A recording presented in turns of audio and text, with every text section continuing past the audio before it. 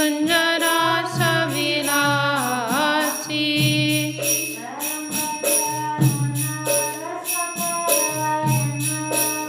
Bhakanana Rasa Parayana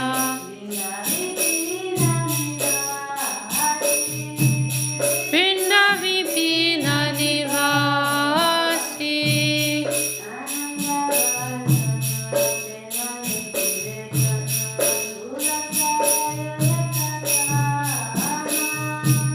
Ananda Vardana Premani Ketana Ulashara Jojaka Kama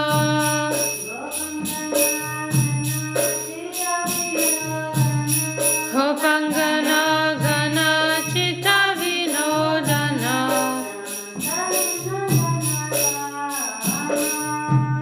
Samasta Guna Gana Dhamma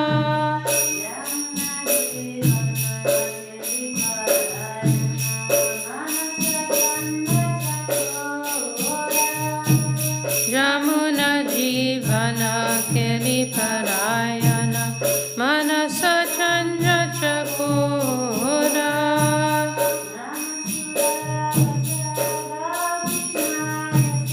Namasudara Saga Krishna Jasha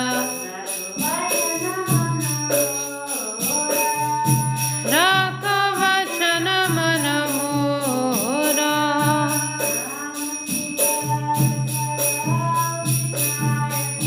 Namasudara Saga Krishna Jasha Rakavachana Manamura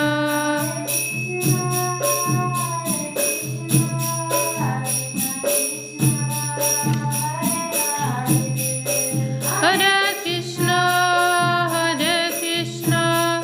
Krishna Krishna, Hare Hare,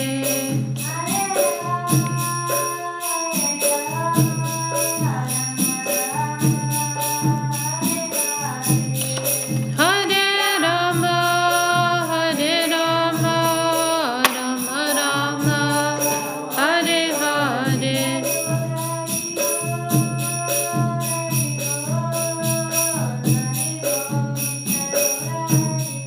Nitai Gaura Haribo, Haribo, Haribo, Nitai Gaura Haribo.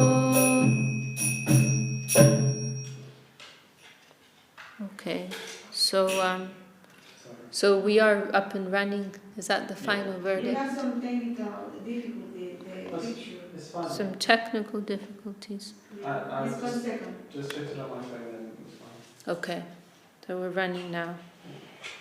All right then. Well, I was actually reflecting how, Mahaprabhu, he's in a very green environment. Yeah, I noticed that when I came this morning. That's good. It was evocative of Ramachandra's, forest Leela. And then the whole camera screen went green also. I've never seen anything like that before. Oh, I've seen that happen before, that green thing. Anyhow, today is a very auspicious day, Divine Appearance Day of Lord Ramachandra. Om Jnanatimidandasya Gyananjana Shalakaya Chakshormilitanjana Tasmai Shri Gurave Namaha Vanshakalpa Trubhyascha Kripa Sindhubhyeva Cha Patitanam Pavanebhyo Vaishnavebhyo Namo Namaha. So, on such days we are remembering what we have heard from our Gurudevs, from our Gurudev Srila Govinda Maharaj, from our Param Gurudev Srila Sridhar Maharaj, about the glories of such divine personalities, and through the lens of their vision, their particular angle of vision, their devotional mood, and in that way we are expressing something in that line of approach. All these things, actually, they're meaningless to us, but they mean something to our divine guardians. And so we are simply trying to convey something of what we have heard from them and what has come from their heart. We're not going to study, a historical analysis or a mythological analysis or an academic analysis of the life of Ramachandra. And we're not even going so much to study the Ramayana, but what we have heard from our gurus, and their particular angle of vision, because we're not interested also in just telling stories, but what particular lessons can be appreciated by the example of Ramachandra. We are worshippers of Sri Chaitanya Mahaprabhu, we are worshippers of Sri Radha Krishna, but there are particular examples which can be appreciated in the Leela of the different avatars of the Lord. And in the case of Lord Ramachandra in particular, he shows very wonderful example for us as practitioners. His life is really an embodiment of perfect selflessness. What is given as nishkam karma yoga, living a life exclusively fixed on duty, setting aside all of one's own, personal concerns and desires. This is, Ramachandra shows us a very beautiful example of that, very high example of that. And Srila Sridhar Maharshi, in one place, he talks about Ramachandra's equanimity, and it is mentioned there in the Ramayana how there's one phrase there which Srila Sridhar Maharshi was citing, saying that he, on one moment Ramachandra is in the expectation that he's going to be crowned king. It is the eve of his coronation, and the whole of Ayodhya is in ecstatic joy about this event. Everybody loves Ramachandra, especially his father, his family members, everybody. The whole city is celebrating. But this was not, Ramachandra was not in a mood of enjoyment, was not in a mood of festivity. He was simply going to accept this as a duty.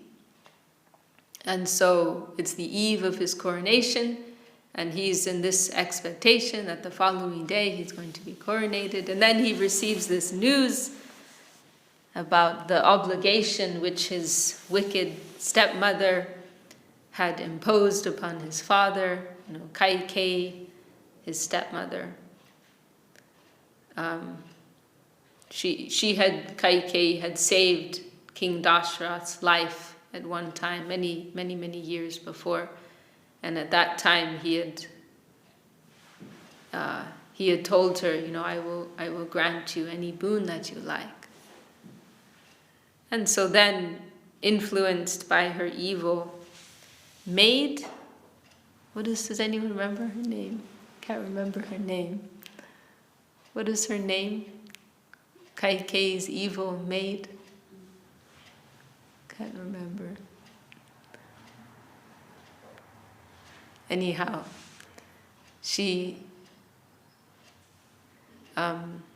Kaikeyi was influenced by her to use that boon at this time, to invoke that at this time, so as to not only have Kaikeyi's own son Bharat installed, is it Bharat who was going to be, was Bharat the son of Kaikeyi?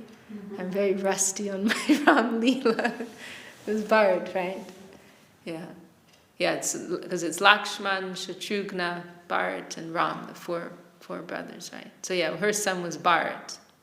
So not only did she want her Bharat to be king, but to really secure the deal, then she wanted Ramachandra to be banished, for 14 years. It's so wicked. Because otherwise, if he was still around, then it would be a precarious arrangement.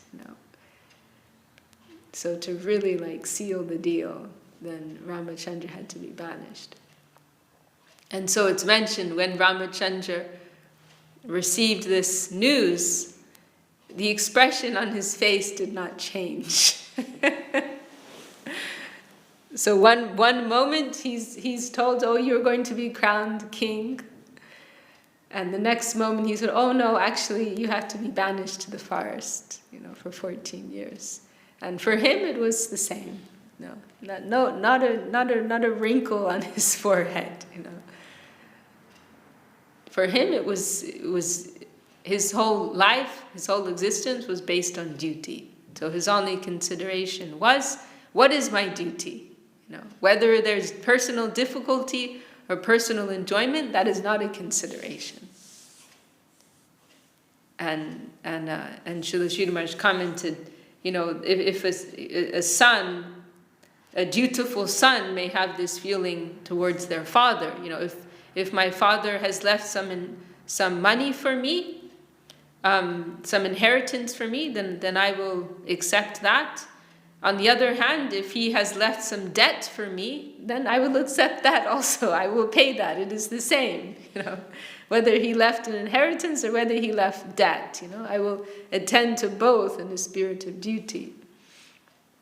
So Ramachandra had this very noble attitude. He is the embodiment of nobility. It is mentioned, I think, in Bhakti Rasamrita Sindhu, there are the different manifestations of the Lord. They're characterized as being different types of heroes.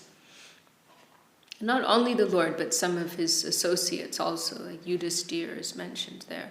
But Ramachandra is described as being defined by this spirit of generosity, this type of heroship, of extreme generosity, self-abnegation, self-giving to the extreme, life only thinking for others. And Srila Sridhar Maharaj also pointed out that actually King Dasharath, he never told Ramachandra that you have to go. Ramachandra simply heard this predicament that his father was in.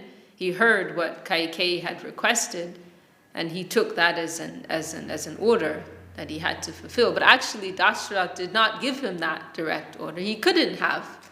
He could not bring himself to make such a request. It actually killed him. He died of heartbreak when Ramachandra left.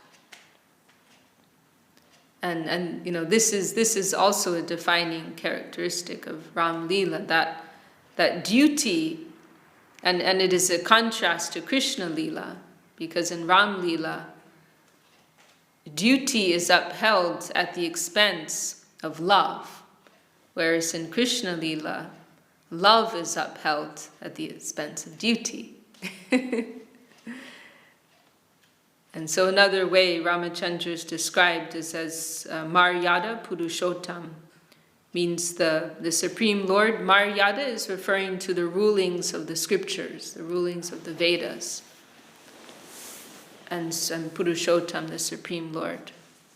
So Krishna is described as Leela Purushottam. He is the Lord of Leela, play, vilas, divine pastimes. But Ramachandra, he is the embodiment of duty and upholding the Vedic rulings and guidelines, strictures. And so again and again we see that Ramachandra, at the expense of breaking the hearts of his beloved devotees, he is upholding the Dharma.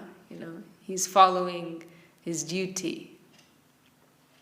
And so in that case, when he leaves home, then it's at the expense of literally causing his father to die of heartbreak, And you know, and of course his brother Bharat, he doesn't want the throne. You know, he puts Ram's shoes on the throne. You know. He has no desire. Everybody's heartbroken by this. But in the cause of upholding the Dharma and the cause of doing his duty, then he is proceeding. And then, of course, the most extreme example, which is hard for anyone to digest, is how he banishes Sita, because when he returns, you know, he goes, when after the end of his exile, then Sita, his beloved wife, is kidnapped by the horrible demon Ravan, and then you know, there's a major battle, and Ramachandra kills Ravan and rescues Sita, brings her back, and you know, Sita, she did go through a test of fire to prove her chastity. Of course, you know, it is also mentioned that the real Sita, you know, she, when Ravan came to take Sita, of course he cannot take the real Sita, but he took a shadow Sita, Chaya Sita. When Mahaprabhu is traveling in South India, then he comes across that Brahmin who's very devoted to Sita and Ram, and he's heartbroken because he's very disturbed that Mother Sita had been touched by this demon Ravan, and Mahaprabhu reassures him, no, you know, he could not touch the real Sita, it is not possible. And then he finds later in this Kurma Purana, I think it is stated there that the real Sita, she went to the land of Agni Dev, the fire god, and meanwhile Maya or Chaya Sita went with Ravan. So and then when Ramachandra regained Sita, then she had to walk through fire to demonstrate her chastity, and then the eternal form of Sita, she rejoined with Ramachandra. So she demonstrated her chastity, but nevertheless, you know, some low-class persons, they made some derogatory comments, and Ramachandra, he had, like any king, he had some spies who would go out in the kingdom to, you know, hear what's going on, what are people saying, what's happening. And one of his spies reported that some very low-class person was having some argument with his wife and saying, oh, you spent the night at another man's house, I won't let you come back, you know, because this is normally the culture. You know, if a woman spends time with a man, then no other man will touch her. You know, she will not. Nobody will marry her. You know, and then of course, if you're already married and you spend time alone with another man, then that is, you know, very bad thing. You will be denounced. Like in the case of those 16,000 princesses who Krishna rescued because they were held captive by a demon. And so they told Krishna, you know, nobody else is going to marry us now. You have to marry us. And so, of course, Krishna married them. And they were very happy. But anyhow, so he was like a washerman or something. He was one of the spies of Ramachandra, overheard him shouting at his wife, you know, oh, you've spent the night in another man's house, I won't take you back. And then he told her, I am not like that hen-pecked Ram. And his wife spent a whole year in the company of another man, and he still took her back, you know. And so this spy reported that to Ramachandra, and Ramachandra immediately, he said, Sita has to go. And he quoted one line, Raja Prakriti Ranjanat, meaning that the root meaning of the word Raja, king, is that he is to give pleasure to his subjects. He is meant to satisfy his subjects. His life is not his own. He exists only to satisfy his citizens, his subjects. And so therefore Ramachandra, he set aside all consideration of his own happiness as well as Sita's happiness, but for the greater good, for the dignity of his rule, his lineage. Then he thought best to Sita must be banished. And so he sent Lakshman to perform the horrible task, and he took her to the forest and left her there. And eventually Valmiki, and Srila Sridhar Maharaj mentioned Valmiki had already written the Ramayana, so he knew that Sita was coming. The material-minded, logical, rational brain boggles at this, but actually everything is moving in a cyclic way, So the Ramayana had already been written. Valmiki was expecting Sita, so he took her into his ashram. And then later, Ramachandra, he performed some important fire yajna, fire sacrifice. And to perform it successfully, it was required that the king had a queen by his side.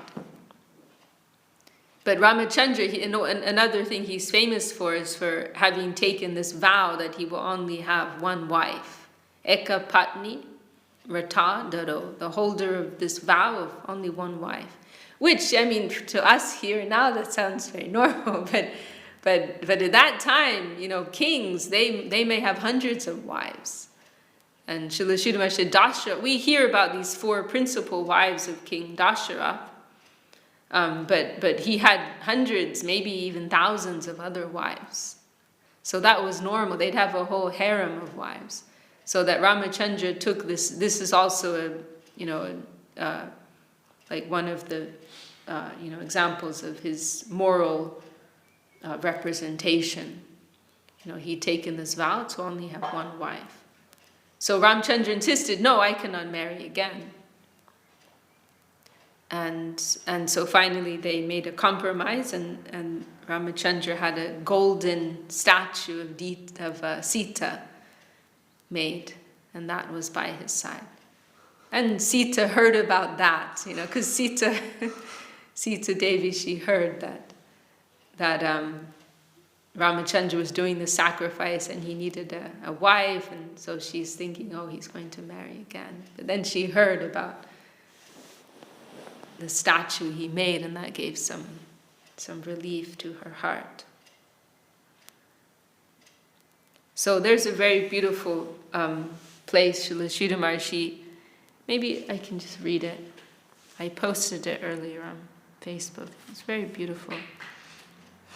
How, this wonderful example of both Sita and Ram, living a life without any consideration of personal comfort, but living a life exclusively in the spirit of truth and duty.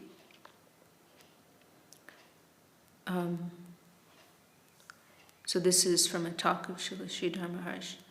Lord Ramachandra set an example here on the earth that we must not allow ourselves to be guided or attracted by the so-called ideals of luxury and pleasure in this mundane world, which are very mean things. Truth is above all. That should be the ideal of our life, the beck and call of truth.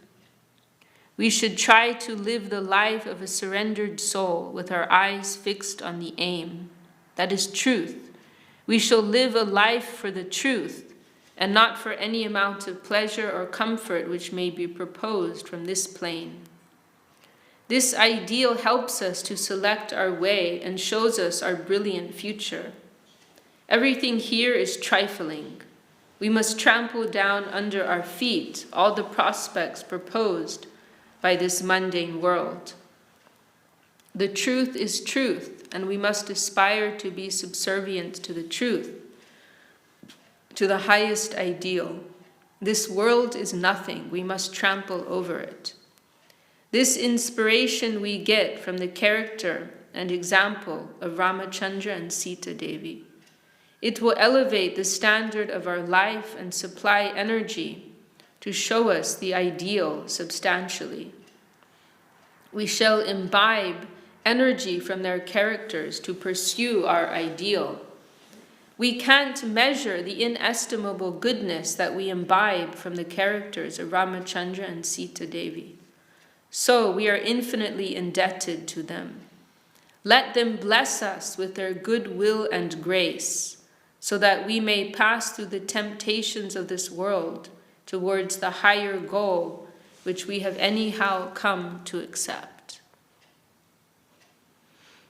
And it is very helpful for us, this example, because the example of Ramachandra, it is valuable within the relativity of this world which we are situated in, whereas Krishna Lila is so high that it is not always so helpful for us in the here and now, in a practical sense, It is such a high ideal. The ideal of Krishna Lila, it has no connection with this world at all.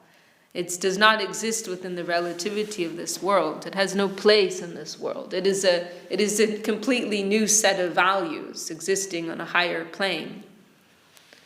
Whereas Ram Lila has some value within the relativity of this world. All of these these ideals of living a dutiful life, a moral life, these are meaningful in a world that is full of immorality, that is full of selfishness, and so on. In a world that is dominated by selfishness, then the example of Ramachandra is very meaningful and very valuable. But Krishna Lila, that is existing in a plane where selfishness is completely absent. So it is of a completely different and superior category. But then because of that, it is not always so applicable to us in the here and now, whereas the example of Ramachandra, it is very, very helpful for us. It is clearly demonstrating what Srila Sridhar Maharaj expresses so nicely there, the value of following truth at the expense of all else, all prospects that this world has to offer us.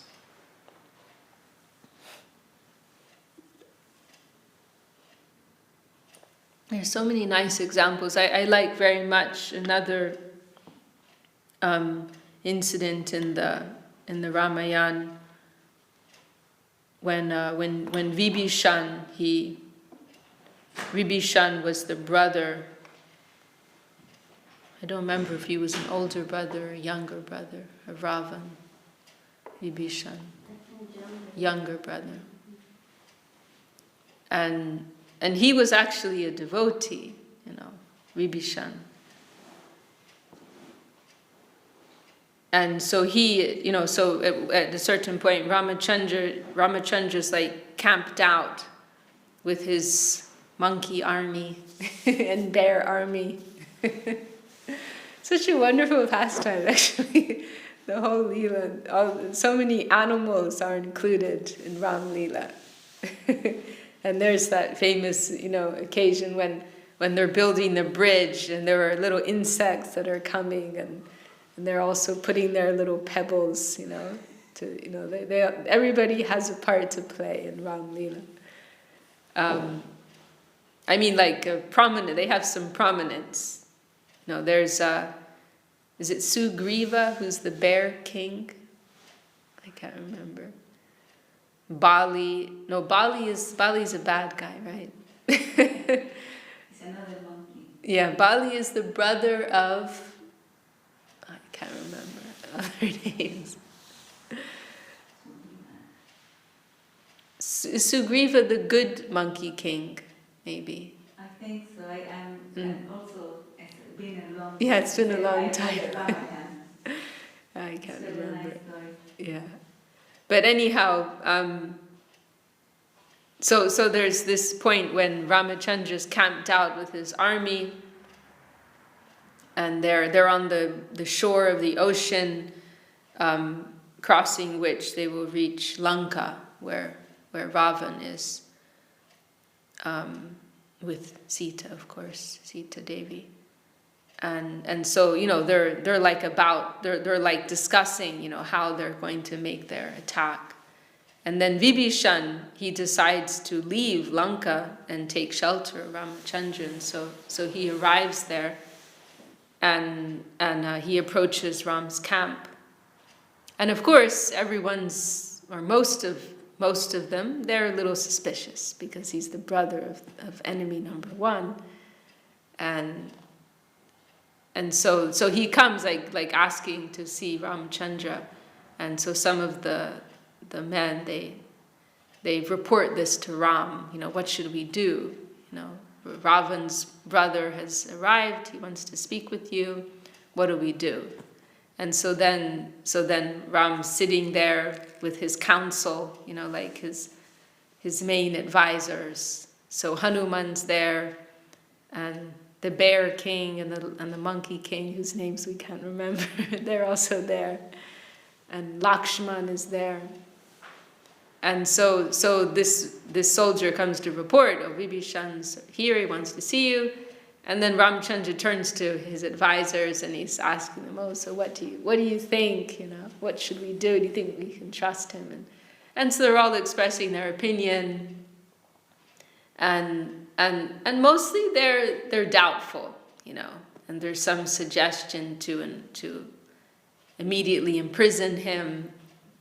The only one who knows that he can be trusted is Hanuman, because Hanuman had already flown across to Lanka and he'd met Vibhishan, so he knew he was a genuine devotee of Ram.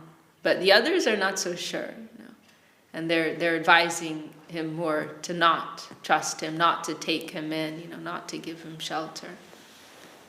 And then Ramachandra, he answers in such a wonderful way. It's like it's his response. It is a beautiful example of nobility. He tells them, that my duty is to help him. If somebody's coming to me for shelter, then even if they're really coming to cheat me, even if they're coming to do me wrong, I still have to do my duty properly. A very high level thinking. Even if I know somebody is cheating me when they're coming and asking for my protection, really they're coming to harm me, still I have to do my duty. This is the law of Sharanagati. If somebody comes to take shelter of you, you have to give it to them, whether they're genuine or not. So it would be a sin for me to not give shelter to him. Maybe he's committing sin in trying to harm me in some way, but if I don't fulfill my obligation of giving shelter to someone asking for it, I will commit sin. So what his motive is, that doesn't actually matter. I have to do my duty. Very high level thinking. And then there's this famous verse which comes from that incident, and Srila Sridhar Maharaj includes it in Prapana Jivanamrita, and Gurudev has quoted it. Sakradeva prapano yastavasmiti chayachate abhayam sarvada tasmai didam yatad ratam mama. He says, this is my rata. Rata means a vow, like very solemn promise, vow.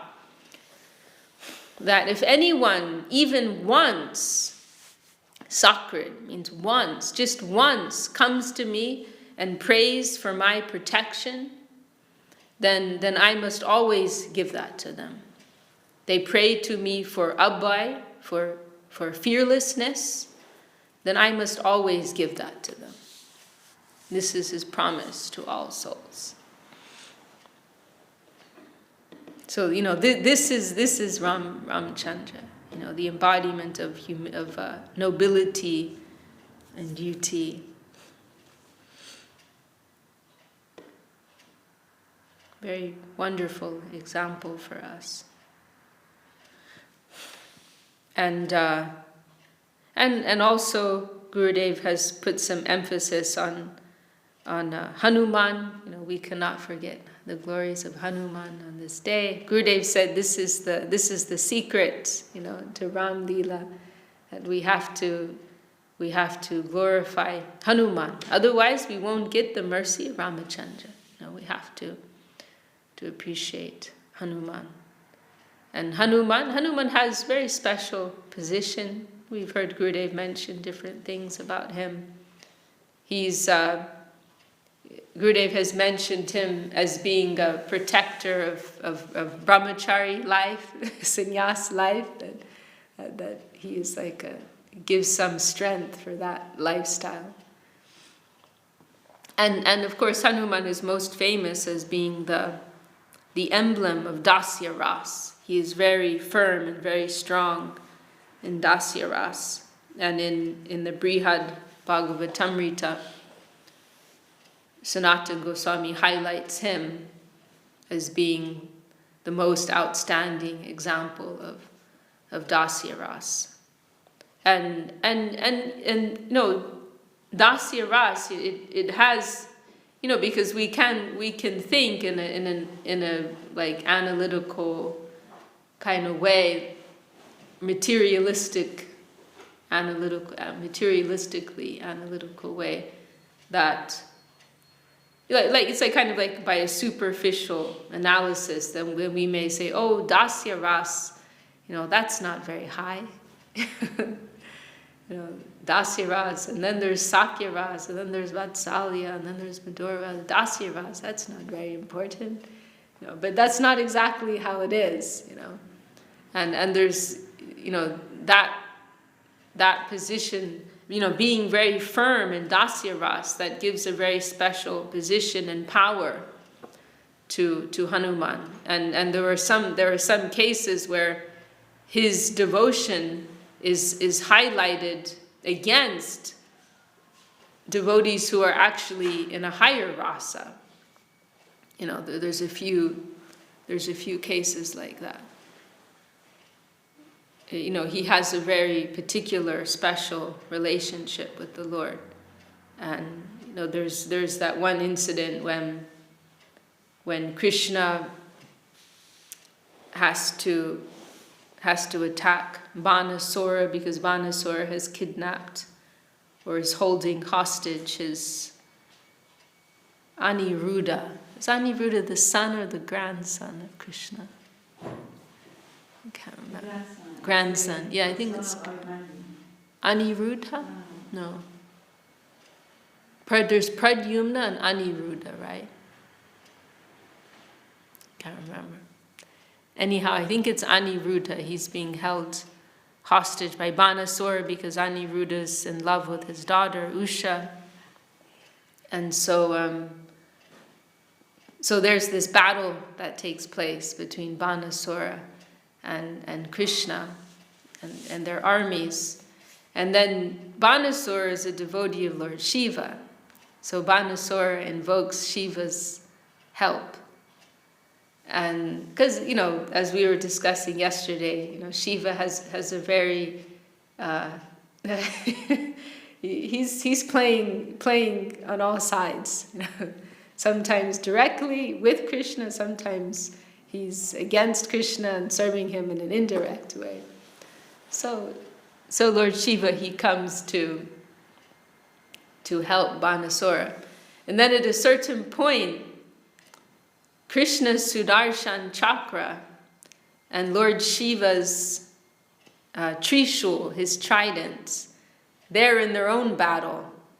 And it's it's becoming very dangerous. They're like up in the sky, the Sudarshan chakra and Shiva's trident.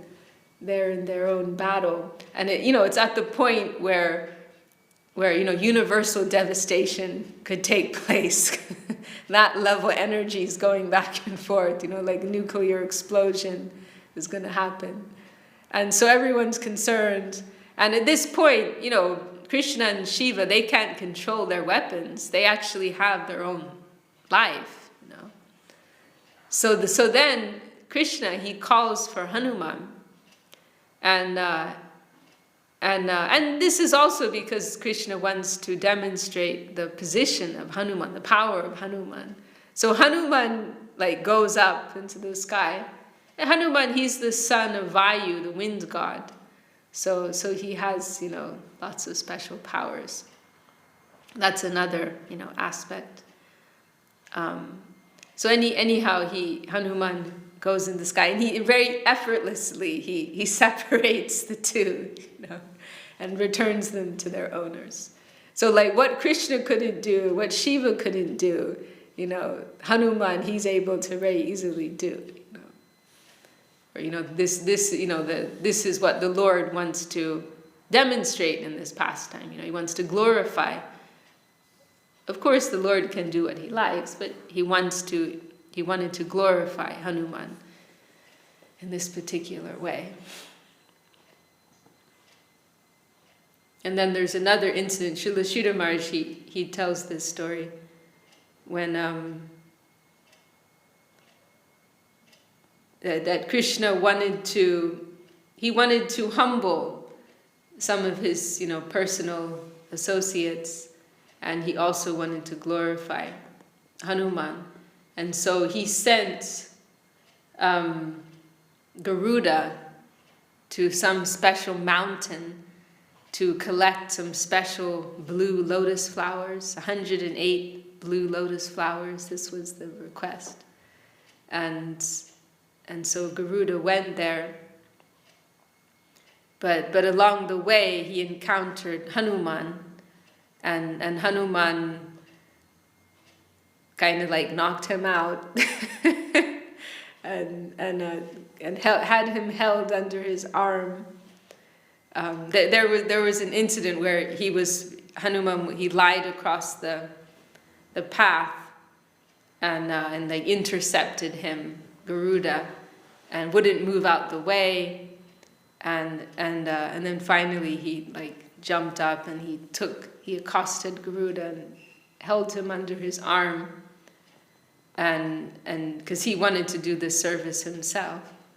And so Hanuman collected these rare lotus flowers, and then he proceeded to bring them to Krishna in Dwarka. And then when he reached the gate of the palace, then he was stopped by the Sudarshan chakra. And you can't just go bursting in. We have to get permission first. Just wait a minute. And so Hanuman doesn't like this, and so he takes the Sudarshan, and then he just goes straight into the palace. And so he's got Garuda under one arm, and he's holding the Sudarshan in one of his fingers, like a ring. And then as he's going in, Krishna, because Krishna knows Hanuman will only bow to Ramachandra.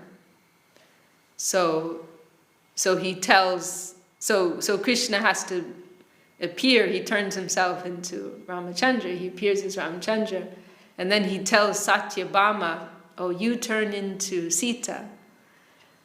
But Satyabhama, she tries and she can't. So Krishna says, "Oh, you have to hide under the throne." And Satyabhama, she's famous for having some pride, transcendental pride, Bhama Bhav, particular mood of devotion. So this is a little humiliating. She can't turn into Sita, so she has to hide under the throne. And so then Krishna tells Rukmini, "Okay, you turn into Sita." So then Hanuman comes in, and he's holding Garuda and Sudarshan Chakra, and he presents these flowers to Krishna. He's seeing Ramachandra and Ram Sita, and then Krishna is very happy. Oh, this is so nice. Thank you so much. And then Hanuman says, I have just one question. Who's that hiding under your throne? So Krishna actually orchestrated this whole event to humble, some of his close devotees, and demonstrate the glory of Hanuman. So these are Krishna's intimate associates. Satyabhama, Sudarshan Chakra, Garuda. They've all been humbled in the face of Hanuman's devotion. So, it's not that we can say, oh, dasya ras, this is very inferior. It's not exactly like that. Because he is so fixed in that mood, it gives him this great power. So, as Gurudev said, we must honor and remember Hanuman also on this day if we want the mercy of Ramachandra and Sita Devi. Anyone want to add anything? Or should we stop there? So, Pradyumna is the son of Krishna and Rukmini, and their son is Aniruddha. Okay, he's the grandson. Okay. Aniruddha is the grandson. He married Usha. Right, that's right. So Prahlad Maharaj is also in Dasya. Prahlad is fixed in Shantaras, in the passive mood. So in the Brihad Bhagavatamrita, Sanatan highlights Prahlad Maharaj as being the embodiment, the perfect example of Shanta Ras, passive. Neutral. Yes, it's often translated as neutral. And then Prahlad, so then Narada goes to Prahlad and he's glorifying Prahlad. Oh, you're the best of all devotees. And Prahlad is also, he is because before that he goes to other devotees before Prahlad, but there's some mixture with impure conception. So Prahlad is established as the starting point of pure devotion. And then Prahlad, he points Narada to Hanuman as being of a superior mood, relationship of devotion with the Lord. Because Prahlad says, "Oh, I don't do anything," but Hanuman, I'm just thinking about the Lord sometimes when I'm in trouble. This is how he humbly presents it. And then So Prahlad said, but Hanuman, he's doing so much actual seva for the Lord, He's the greatest devotee in Dasya Ras.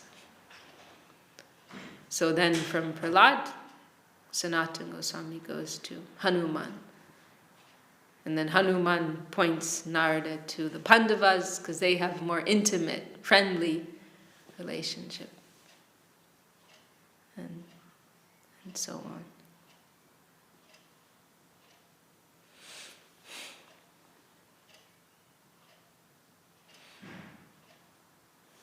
Jai Bhagavan Ramachandra ki Jai, Tadiya Shubha Avirbhav Mahamahotsav Titi ki Jai. So now we'll have Arati. Oh, are we ready for Arati? Yeah. Okay.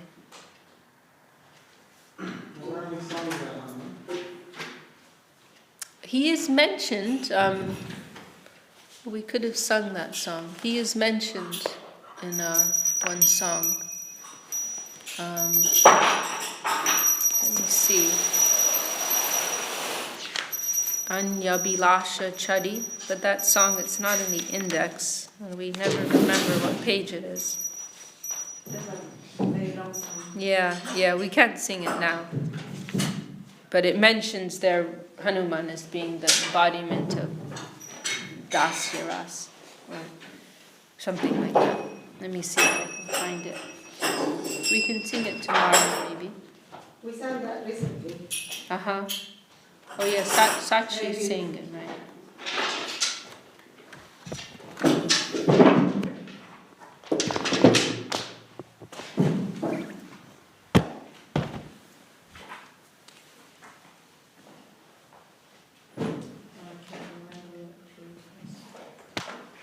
It's by the end.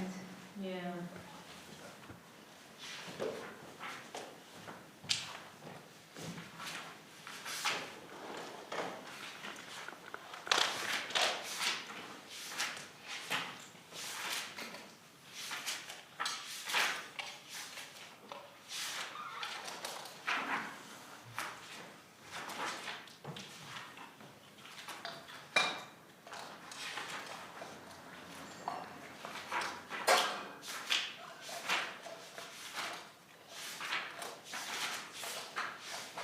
Oh, here it is. It's page 195. And the last verse is mentioning, be continuously engaged on the path of devotional worship and be attached to glorifying the pastimes of Sri Krishna and Vrindavan. This process of devotional service is known as steady devotional service. The prime example of this is Hanuman.